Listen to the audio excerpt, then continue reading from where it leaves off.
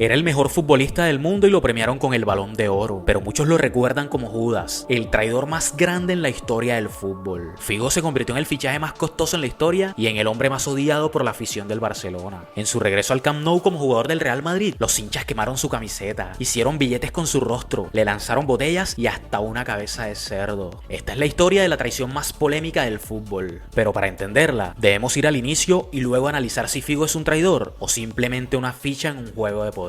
Figo llegó al Barcelona en 1995 con 22 añitos. Fue elegido como el reemplazo de Michael Laudrup, quien había traicionado al Barcelona fichando en 1994 por el Real Madrid. El fichaje de Figo le costó al Barcelona 2.5 millones de euros, una cifra bastante normal para la época. Venía de jugar en Sporting de Lisboa, pero traía un escándalo mundial en su espalda. Figo tenía una sanción en Italia que le prohibía fichar durante 2 años por un equipo italiano. Es que Figo había firmado 2 precontratos, uno con la Juventus y otro con el Parma al mismo tiempo. Y aunque había muchas dudas por el escándalo, Figo enamoró a la afición de Cataluña con su increíble estilo de juego, y desde su llegada en el 95 hasta 1999 fue reconocido como uno de los mejores futbolistas del mundo. Ese mismo año, en 1999, Figo ya había ganado 2 ligas de España con el Barça, 2 Copas del Rey, la Supercopa de España, la Recopa y la Supercopa de Europa, 7 títulos en 4 años. Además, había realizado cánticos en contra del Real Madrid. ¡Blancos! ¡Llorones! ¡Feliciten a los campeones! Sin embargo, el romance entre Figo y los hinchas del Barça estaba a punto de acabar sin que nadie lo supiera. Y todo gracias al proyecto deportivo de un empresario llamado Florentino Pérez, quien había iniciado su campaña para aspirar a la presidencia del Real Madrid. La campaña de Florentino tenía un nombre muy particular: Así gana el Madrid.